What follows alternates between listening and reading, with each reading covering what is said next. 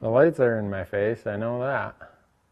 Can I start talking? Oh, I can see right here. Hey folks, episode 17, Elk Talk Live, brought to you by Bowtech, Leupold, Onyx, Black Gold, Tight Spot, Ripcord, all kinds of great companies making this possible.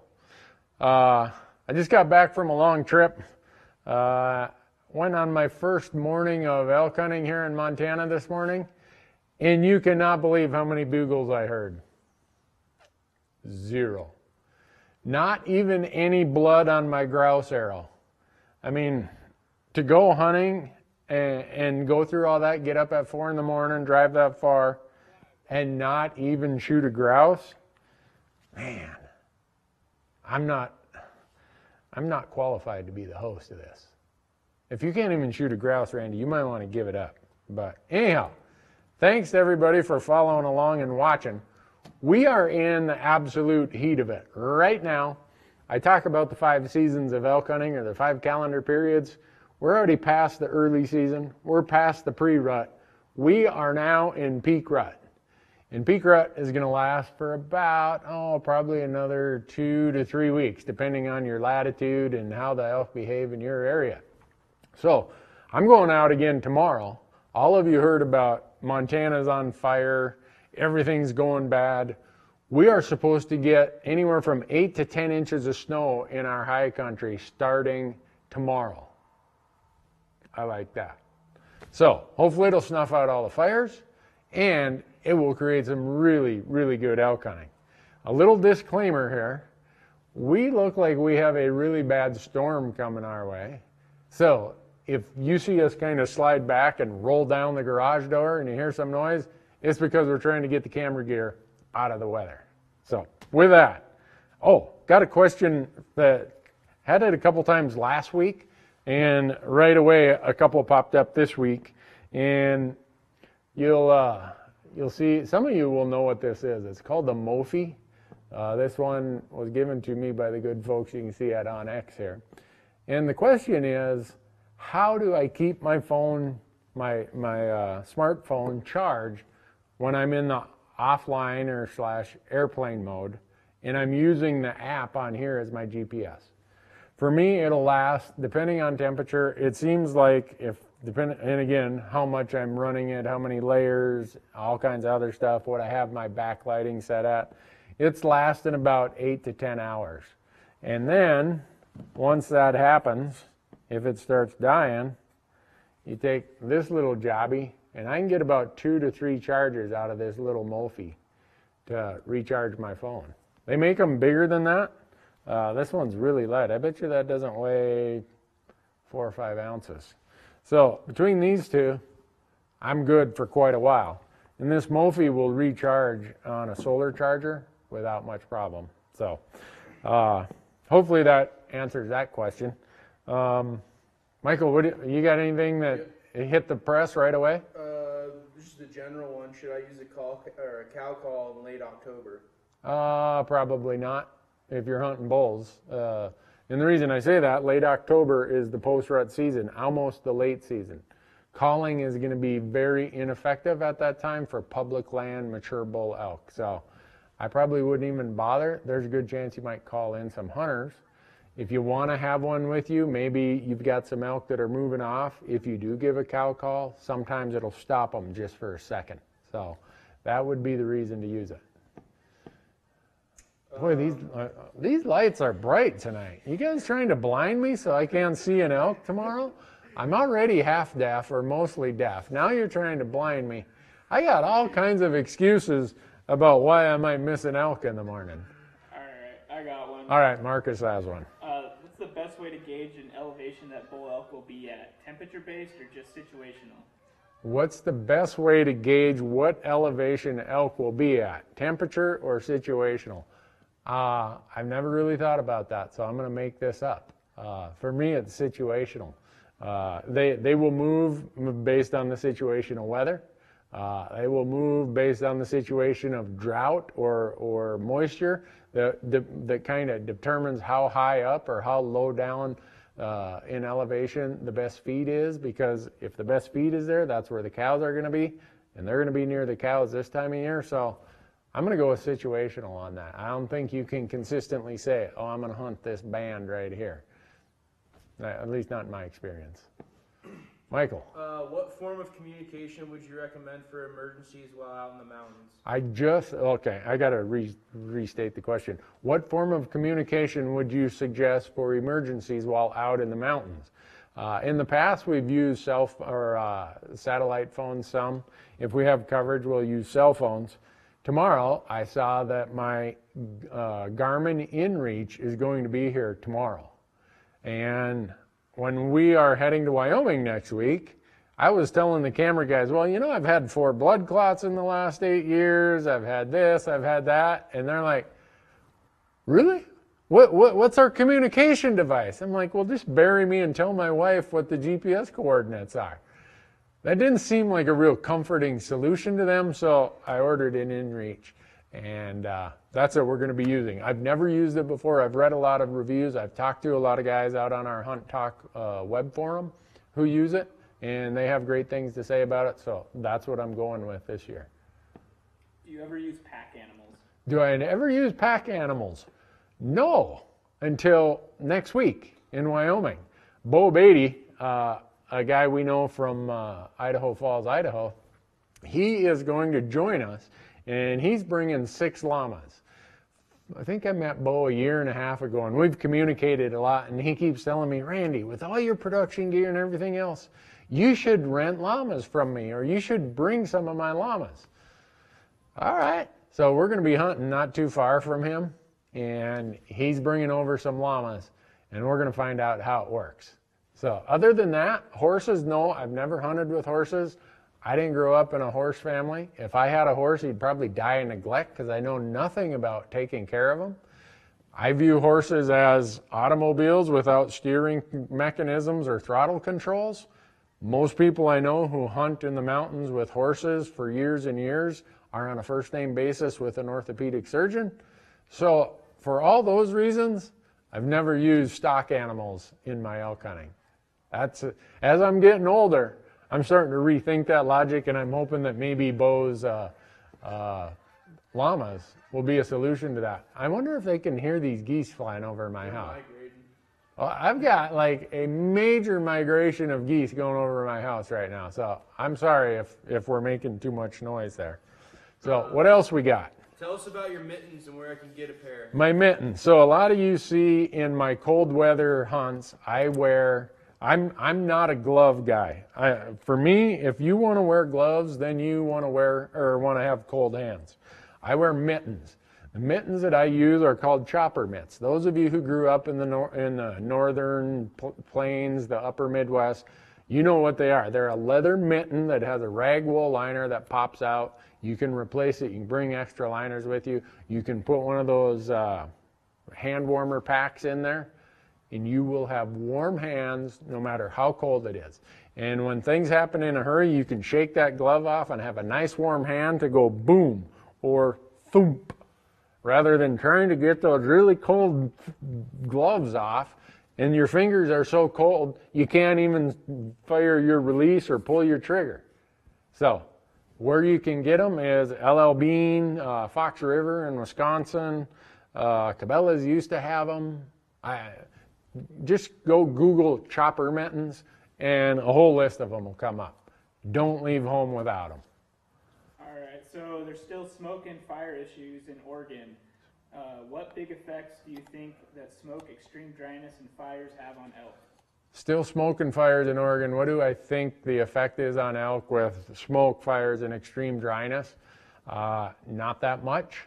Other than in the absolute local area where the fire is, obviously it's going to displace the elk, but the elk still have to live their lives. Elk evolved on this landscape, and this landscape is a very fire-prone landscape. Even though we've been suppressing fires for years and, well, decades now, elk don't really make a big change to their behaviors because of fire. Now, because of really hot and dry weather, maybe they got to move somewhere else for better feed. Maybe they got to move somewhere else for water. But the fire and the smoke, they just deal with it. how do you judge scat? And he says, does the elk poo need to be steaming for you to get excited about finding it? How do I judge scat? Does it need to be steaming for me to be excited about finding it? No, not really. And quite honestly, I don't pay that much attention to it unless it is like still wet. Then I know there's an elk right there. The places I hunt, there's scat just about everywhere. Every trail, every little meadow. If you get looking closely, there's going to be elk scat in a lot of places. I don't get that worked up about it. I look at it, yeah, okay, they've been here. If I'm walking down the trail and it looks like, okay, this is an hour old, yeah, then I get excited. All right, so how do you take the brains out of a skull for transportation? How do I take the brains out of a skull for transportation? There's two ways. You either crown it, cap it, whatever you want to call it. You take your saw and you cut it right here above the eye line, and then you just have the rack on a skull cap. Or, and if you go to our YouTube channel, you'll see where we've done this before out in the field. You bring the stuff to boil the skull before you head home, because a lot of states have regulations that you cannot bring any animal from another state, especially brain tissue or any type of spinal tissue. So if you don't want to do any of that, your other option is to leave it with a taxidermist in the state where you shot it and have that person do a European mount. A lot of people don't want to mess with that, so they just do a skull cap and go with that. The whole idea or the whole concern about that is chronic wasting disease. Chronic wasting disease is a really big issue, and states are trying to stop I guess you'd call it translocation or whatever term it would be, the spread of it by infected animals coming in from other states. Do you prefer a slower, heavier arrow for elk over a slimmer, faster arrow? Does that change for different game animals? Do I use a slower, heavier arrow or a slimmer, faster arrow? I'm always using 125 grain broadhead. This total arrow here is about 460, I think, if you weigh everything. A lot of people say that's a pretty heavy setup. I don't know if it's super heavy, but I would rather go with more mass, even if it creates a little bit less speed and a little bit more trajectory as you get out there further. I'm not one of those long bomber guys who's going to be shooting 60, 70 yards.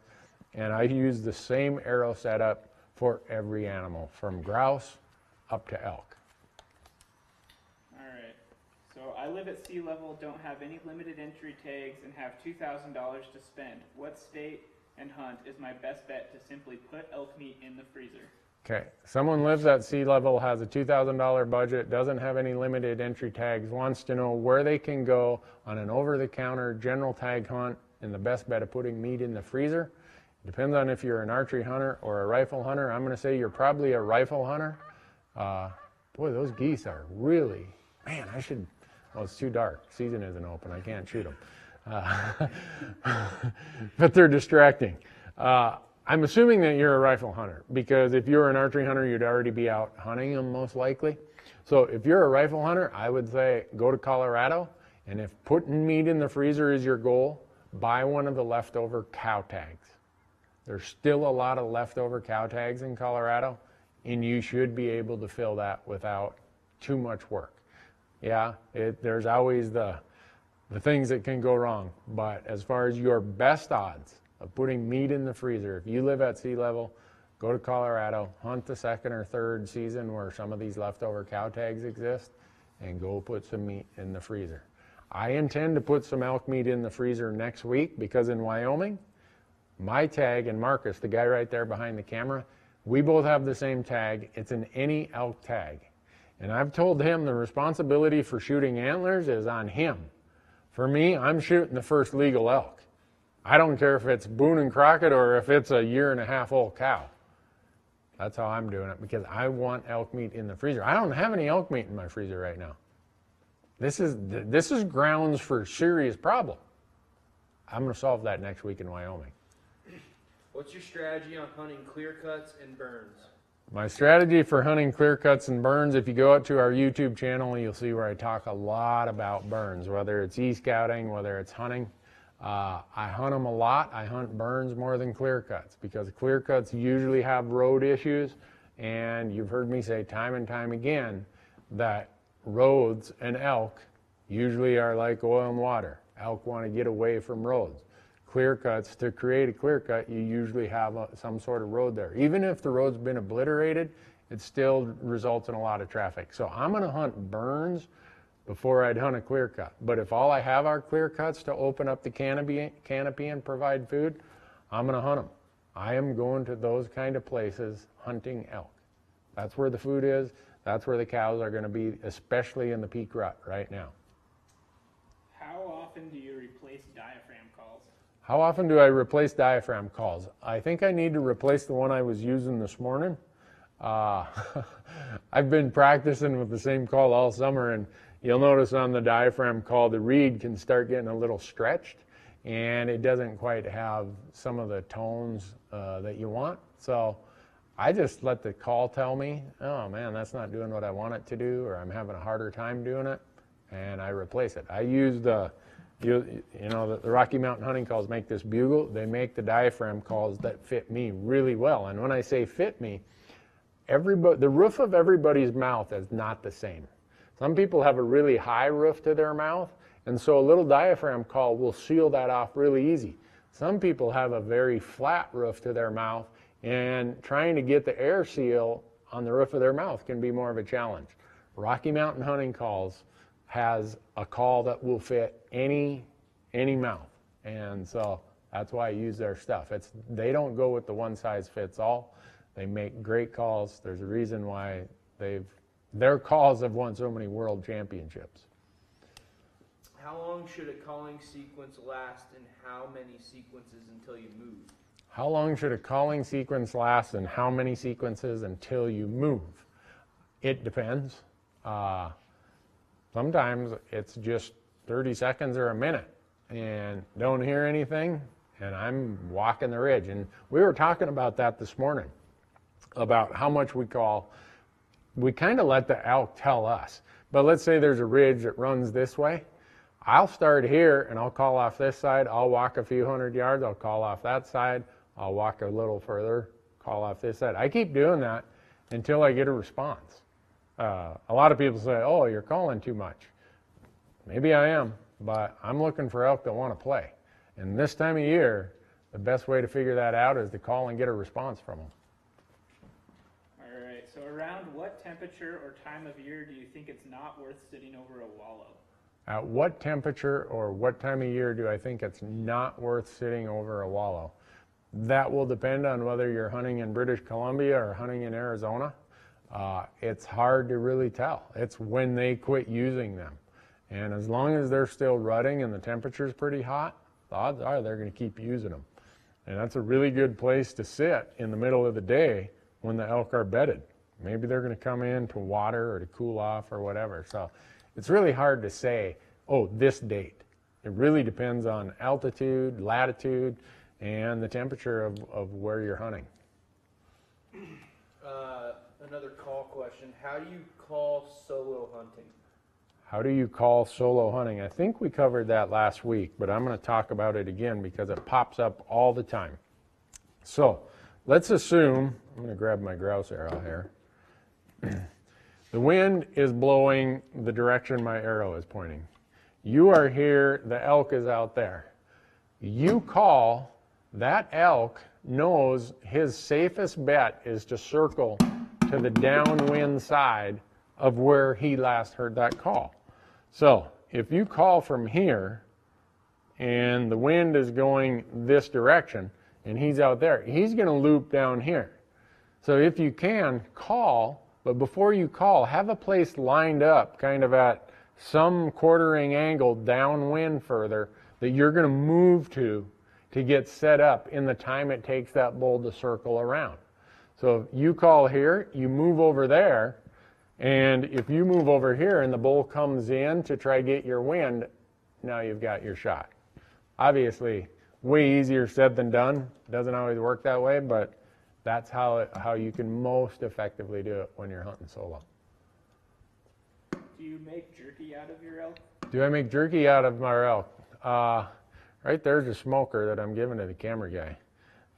I do at times, but I've grown way more fond of these meat sticks, like teriyaki sticks, pepper sticks, stuff like that. And I'm lucky there's a really good place where I live here in Montana outside of Bozeman called Yellowstone Game Processing that makes the best teriyaki sticks out of any meat, of anyone I know. So I'll get burger out of some of my elk trim, but a lot of it I'll get made into those teriyaki sticks. What if there are no burns or clear cut in your unit? What would you focus on post-rut? Post-rut hunt, there's no burns and no clear cuts. What would I focus on? I would focus on anything else that creates a disruption to the landscape. But understand that in post-rut, the elk are in sanctuary mode. Well, I'm going to probably be hunting higher. I'm going to be looking for rock outcroppings. I'm going to be looking for changes in topography, changes in the steepness of the slope, places that break up that canopy. Everyone seems to think that a healthy forest is this big, vast, green, evergreen ocean. That's a very unhealthy forest. That is not what elk look for. Elk look for places where the canopy is broken so that sunlight can get through, creates food on the floor of the forest. So I'm going to go look for other places. And even if there aren't burns, even if there aren't clear cuts, I'm going to those places where I can't remember ever hunting an area where there's not some sort of either a canyon or mountains or cliffs or rocks or whatever that cause the canopy to be disrupted. And that's where bulls will go, somewhere near there, because they can quickly come out of there, get a bite to eat right at that last hour, be back in there in the morning and hide well, hide from hunters is what they're doing. All right. What do young satellite bulls do during the post-rut? Do they still actively seek the last estrus cows? What do young satellite bulls do during the post-rut? So the post-rut is about October 12th or 15th to the end of October. Those satellite bulls, some of them will stay with the cows, especially and I wouldn't necessarily call a 2.5-year-old bull a satellite. He's a raghorn. Some of the 3.5-year-olds are going to stay with the cows. You start getting 4.5, 5.5-year-olds, they can still be satellite bulls depending on what your age class is. Those bulls are heading for sanctuaries. They're getting away from the hunting pressure. As a general rule, they're going to go solo and hang out somewhere until they get into their late season pattern, which starts sometime in early November. Once they're in the late season pattern, they're going to be in bachelor groups rather than solo. Do elk move all day during the rut? Bull elk, sorry. Do bull elk move all day during the rut? Yep. And that's not my experience. Some days they do, especially if the temperature is right and if the cows are up and moving. But if it's really hot, last year Corey Jacobson and I were in New Mexico, and it was in the mid to high 80s every day. The cows just went and bedded down for the day. They wanted to conserve energy. They wanted to stay out of that heat. They went and found some shade and stayed there during most of the daylight hours, so the elk weren't up moving around. I've had other hunts where they are up moving around all day long in the rut. You start getting into post-rut and late season, no, they're not up moving around all day long at all. They're moving that half hour in the morning and that half hour in the evening. All right. On a rifle hunt, how many miles will you walk from camp on a typical day to find elk? On a rifle hunt, how many miles will I walk from camp to find elk? Well, so if camp is here, I might only go a couple miles and I'll bump into elk. I usually try to have some spot in mind that's 2 to 3 miles. But by the time I'm done for the whole day, we're usually putting on 10 to 12 mile days in those late rifle hunts. It's just a lot of times you just got to keep moving, get into a different glassing spot. Move over here, get to a different glassing spot. Go over here, check this out, check that out. And by the time you do that loop and get back to camp that night, a lot of times those are 10 to 12 mile days. Will elk be out in a heavy snowstorm or will they hide in the timber? Will elk be out in a heavy snowstorm or will they hide in the timber? I've seen both. I've seen them bed down. I've seen them up feeding, especially if that heavy snowstorm precedes a cold, what they sense is some really cold weather. They will be up feeding heavily even in that snowstorm. But I don't think there's any absolute rule to it that, oh, this is what they always do. I've seen them do both.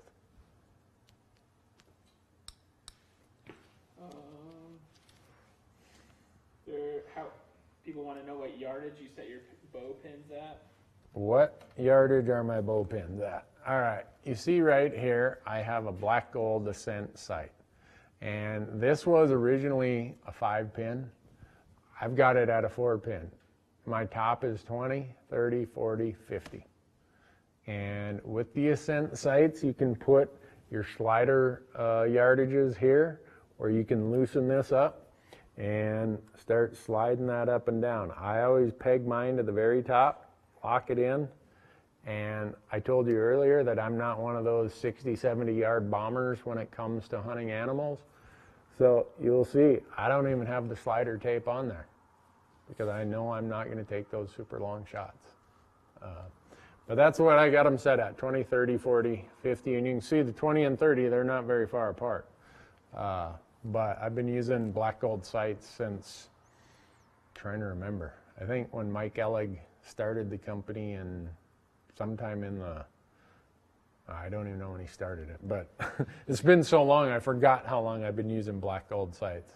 Bomb proof, I beat them up, I drop them, my bow really gets beat up and I've never had a problem yet with either the bow or the sight. What's the best place to spend money on optics? Binos, spotter, or scope? So this person's probably a rifle hunter. What's the best place to spend money on optics? Bino, spotter, or scope? For Western hunting, I would say that if I had only so much budget, I would probably spend the majority of my money on my rifle scope. And I know instantly some people are like, no, you got to have better binos. No, you got to have a better spotter. I agree. I buy the best you can afford.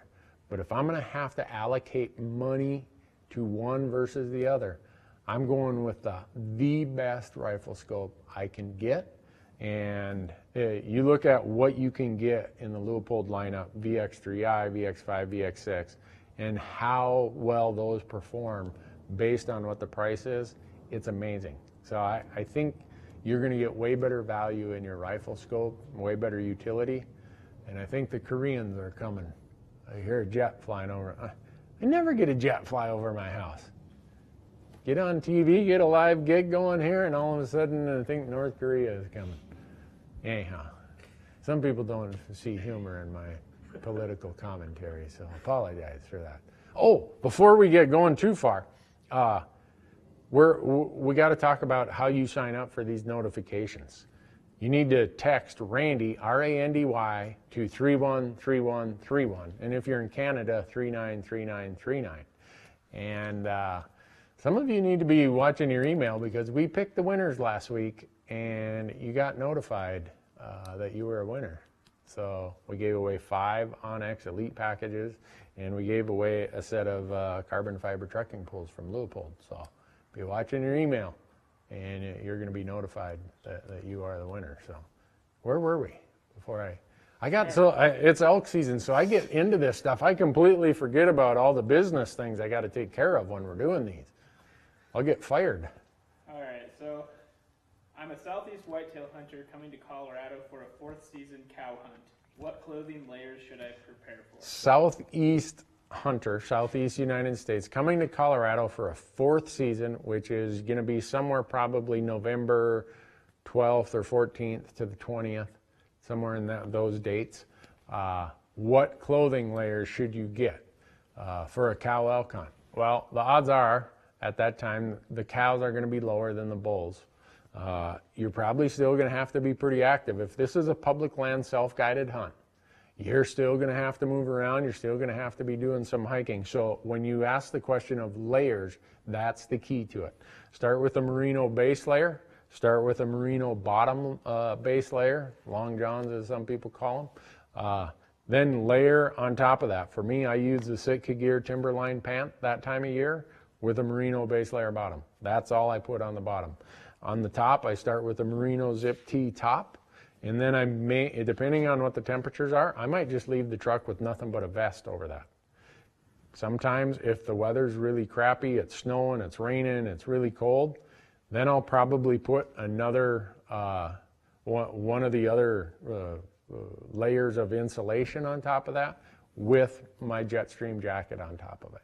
Just make sure you have a layering system that repels water, that allows for evaporation, and have a merino as your base next, the layer next to your skin as that base layer.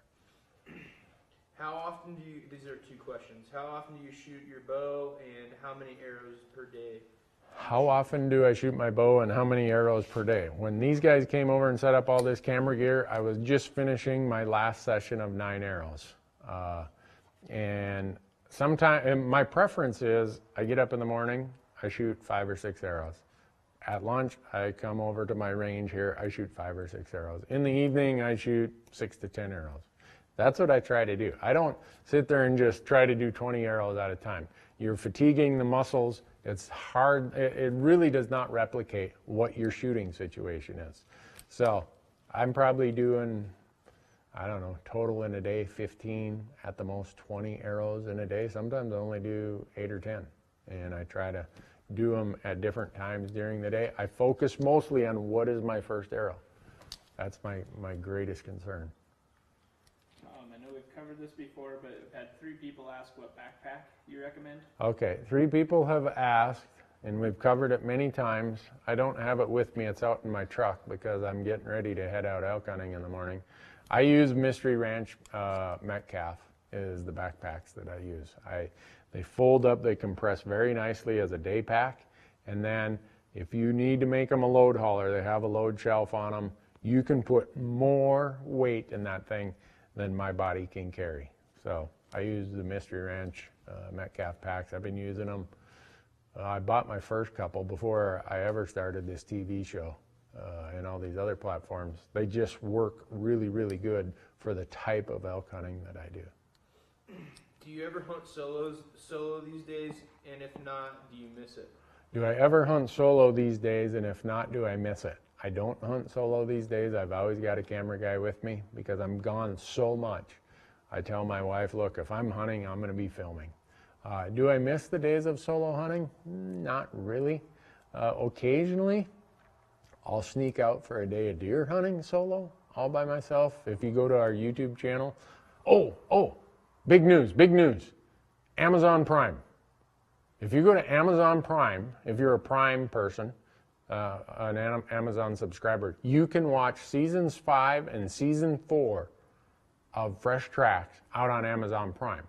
And I believe it was in season 4, I filmed a deer hunt all by myself. I said, you know what? I'm just going to go sit in my favorite little whitetail bottom, me and a camera, and I ended up shooting a whitetail, filming it, capturing it all by myself. And that was a really fun day. But I don't get to hunt solo that much anymore. But go to Amazon, type in Leupold's Fresh Tracks, or even if you type in Randy Newberg, I've noticed that we pop up and enjoy it. We're going to start backfilling that with seasons 3, 2, and 1 of Fresh Tracks. All right, do you target practice with broadhead arrows or just field tips? I target practice with everything. You'll see here, I don't target practice with my grouse arrow. I'm going to step over here and grab my target arrows.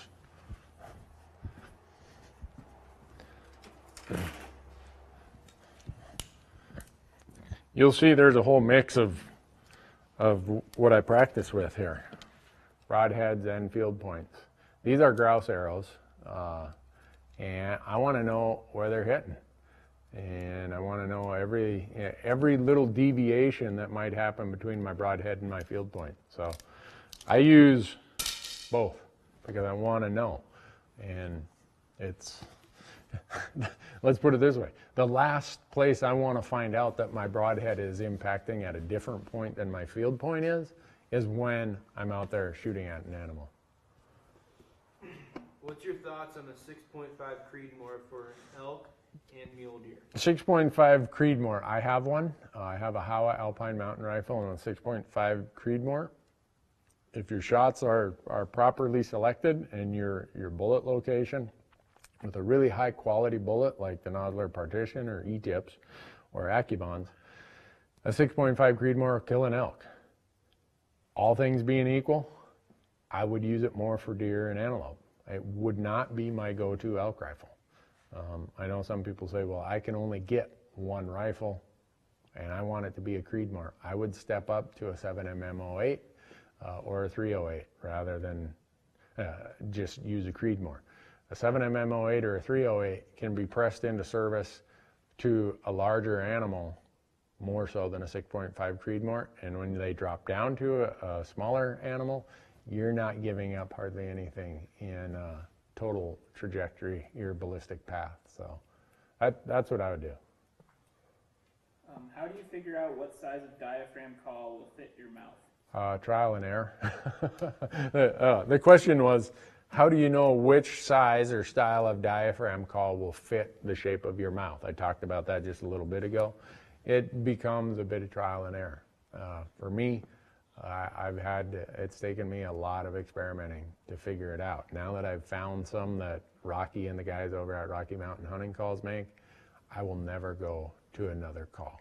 It fits perfectly because I got this big, people say, yeah, Newberg, we know you got a big mouth, but I've got a really flat top to the roof of my mouth. Do you shoot grouse with broadheads or something else like judos? Well, this is normally my grouse arrow. It's a judo. You can get small game tips. If you go out to our YouTube channel, Randy Newberg Hunter, you'll see my elk hunting is kind of grouse hunting disrupted by a few bugles. And when I said I've got these arrows here, these are veterans of a few grouse shots also. People say, well, who's dumb enough to ruin a $12, $15, $20 broadhead for a grouse? Me.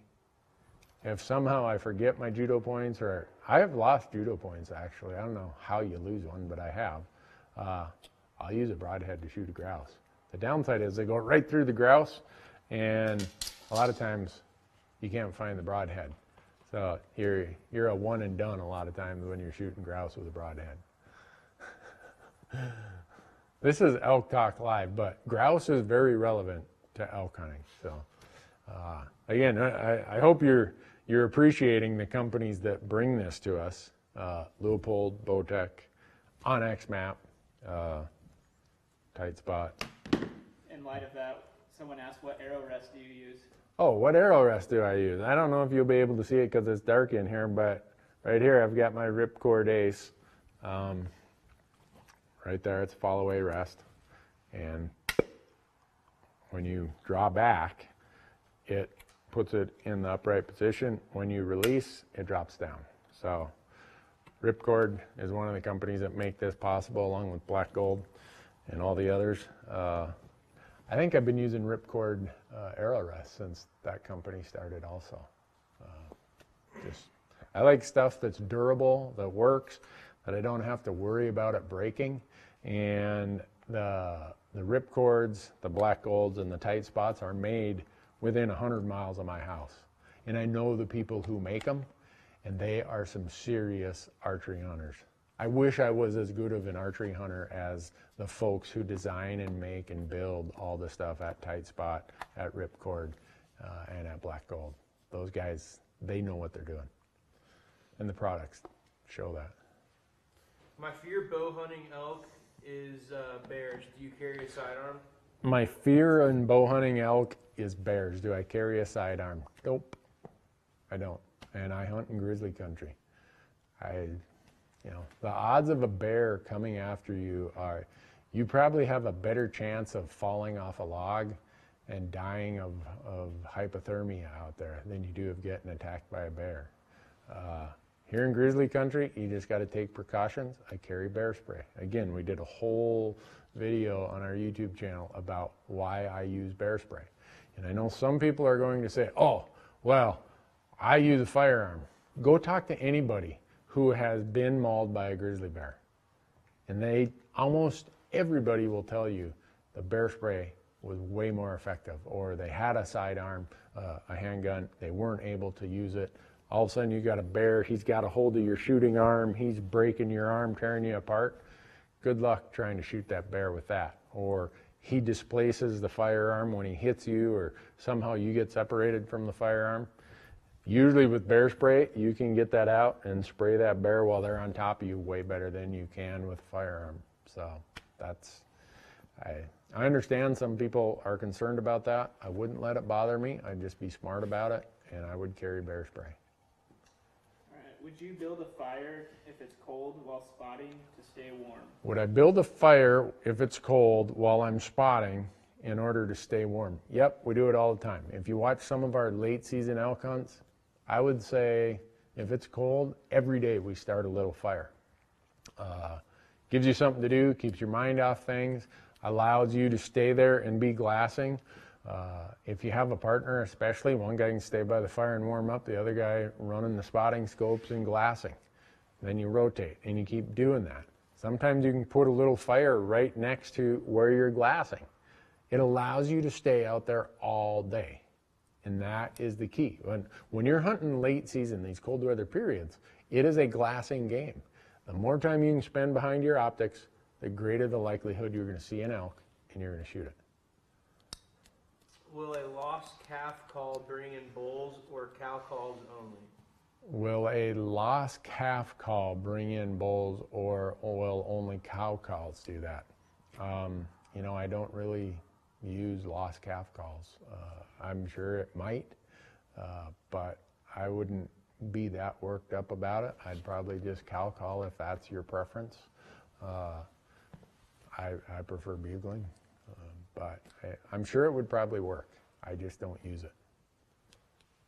The grouse population here in Oregon are really high this year. Have you seen the same over there? The grouse population in Oregon is really high this year. Have I seen the same in Montana? No, I didn't see any grouse today, which is unusual to go elk hunting and not see any grouse. So when I was out bear hunting this spring, I saw all kinds of grouse. So I think they're probably doing okay. I just, unfortunately, my calendar is we went to Nevada for archery deer, went to New Mexico for antelope, went back to Nevada for pronghorn. I had to go to Minnesota for my mother's 70th birthday. Happy birthday, Mom. And I just got back the other day. So unfortunately, I haven't had a lot of time to be out chasing grouse and elk here in Montana. What's your best tip for wet weather elk hunting? My best what for wet weather? Best tip for what wet is my weather best elk hunting? tip for wet weather elk hunting?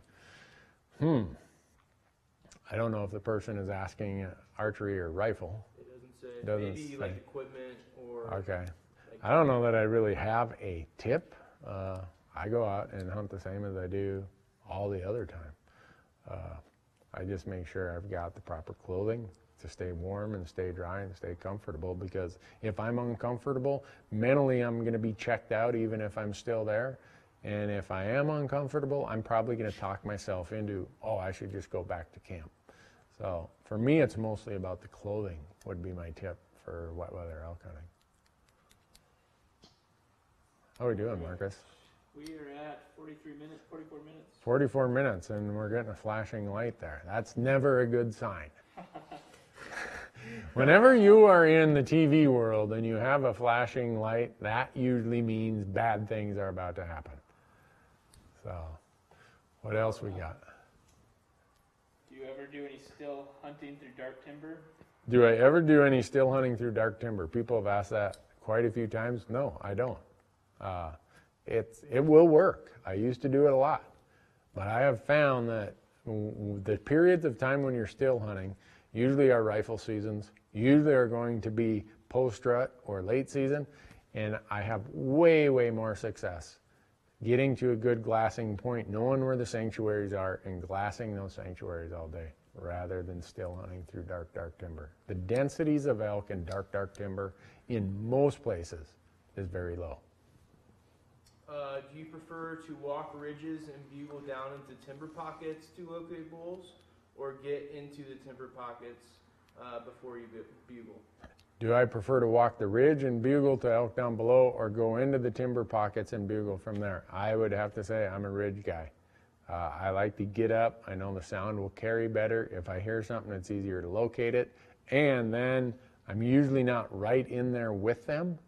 And I can say, all right, what's my wind doing? And adjust my approach based on what the wind tells me. So, All right. we got time for one or two more questions, but next week, I don't know that we're going to be able to go live on this. And the reason being is we are going to be so far back in the sticks in Wyoming. We have no form of any type of coverage. So if we miss next week, the 20th, grant me a little pardon. We will be packing elk out that day, and we'll tell you about it as quick as we get back to a connection. But what do we got, Marcus? All right. Randy, love the shows. I'm sitting here with my 10-year-old boy watching the stream, and it's his first year of hunting elk in Colorado or in Idaho. Do you have any advice for him? Person is sitting with their 10-year-old watching the live stream. It's his son's first year of, I'm assuming it's going to be rifle hunting in Idaho. Any advice? Have fun. That's my number one piece of advice. Have fun. If you're having fun, you're going to be enthusiastic, you're going to be confident, and the odds are you're going to find elk. It's just, that's what we do this for. We do it because it's fun. We do it to get some food. We do it to connect with the natural world. Make sure you're having fun. That's my number one tip. A 10-year-old is not, they can't walk 10 miles a day like we can. They can't carry a 40-pound pack all day. Make sure it is fun for them. And then when they get older and bigger, you're going to have an elk hunting partner for life. Do you use game cameras? Do I use game cameras? No, I don't. Reason being is that they're illegal in Montana. You cannot have a game camera out during any open season, so I've just learned to do my hunting, my scouting, everything else without game cameras. And I know some people really like them, and I get it. I think it'd be cool if you could go and check your cameras, get the card back. Maybe you and your family are looking, wow, look what showed up here. But I have hunted areas, really arid spots in Arizona, New Mexico, Nevada, where you walk up to a water source and there's 20 game cameras hanging there. And I look at that and I'm like, nah, I don't like this. But hey, each state's gonna have their own rules, and that's fine. Whatever those hunters in that state want, that's what it should be, not what Montana likes or not what someone else likes. But to answer the question, I don't have any game cameras. Last one, Marcus. All right. What factors determine whether you would use an AccuBond or a partition bullet? What factors determine whether I would use an AccuBond bullet or a partition bullet? First of all, it's going to be what my rifle prefers. They're both excellent bullets, controlled expansion, good penetration. I have some rifles where they're just slightly more finicky about wanting partition or wanting AccuBond or whatever. I view them almost interchangeably. The partition maybe has a little bit more reputation for its mushrooming and controlled expansion. I'd have a hard time choosing one over the other for any reason other than what does my rifle prefer. So with that, folks, thanks for watching. Thanks to all of the great sponsors, Bowtech, Leupold, Onyx, Ripcord, Black Gold, and Tight Spot. And I hope that you are out elk hunting right now. It is prime time. It is the peak of the rut. We spend the whole year getting ready for hunting season, scouting, staying in shape, practicing for what is happening from today. Maybe it depends on if you're a rifle hunter, through the end of November. Go out and do it. Make sure you have fun. And most of all, be safe and enjoy. Smile. Big smiles. And we'll see you in a week or so. Thanks for watching. Smile. I don't have any problem smiling. I was born smiling. This year we're having fun. All right, camera guy.